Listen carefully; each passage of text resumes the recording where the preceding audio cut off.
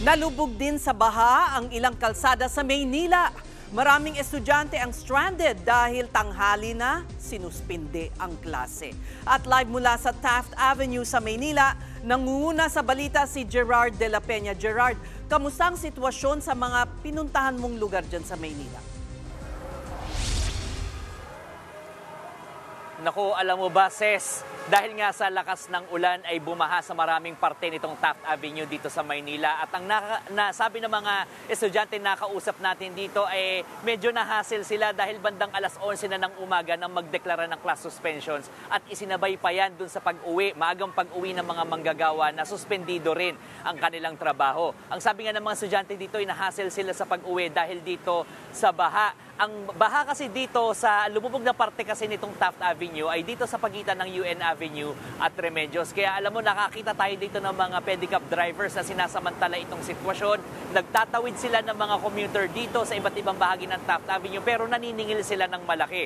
Meron ding mga naglatag dito ng mga kahoy na nagsisilbing tawiran at humihingi na lamang sila ng barya para dito. At Ses, kanina ay mahaba rin ang pila doon sa mga estasyon ng LRT dahil bandang alas 12 naman ay dineklara ng Department of Transportation na libre ang pasahe sa LRT Line 1, Line 2 at gayon din sa MRT Line 3. Kanina ay nagsagawa rin ng declogging dito naman sa harap ng Philippine General Hospital dito sa Taft Avenue para nga kahit paano ay maibsan itong pagbaha at mismong si Manila Mayor Isko Moreno ang nanguna dyan.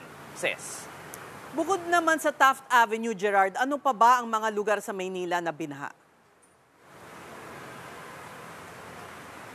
Ses, alam mo, itong Espanya Boulevard ay perennially binabaha ito. Lagi talagang binabaha ito tuwing malakas ang pag-ulan. At kanina ay umabot hanggang tuhod ang baha dito sa Espanya. Kaya naman maraming mga estudyante dyan sa University Belt ay nahassle din dahil nga dito sa pagbahang ito. At Ses, kanina ay nag-alok din ng libreng sakay ang ilang fire volunteers para nga may masakyan itong mga na-stranded na mga estudyante. At Ses, sa ngayon ay gutter deep ang baha dito sa kahabaan ng Taft Avenue, dito sa may harap ng Philippine General Hospital at hanggang dun yan sa may Remedios. Kaya naman, marami-rami pa rin mga pasahero dito ang nahihirapan makasakay ng jeep at mga bus. Kaya naman itong si Manila Mayor Isko Moreno ay dineklarang isasara muna ang northbound at southbound lane ng Taft Avenue sa pagitan ng Remedios at ng UN Avenue dahil mamaya raw ay sisilipin niya ng DPWH kung yung mga manhole dito para makita kung ito nga ba yung nagsasanhi ng pagbaha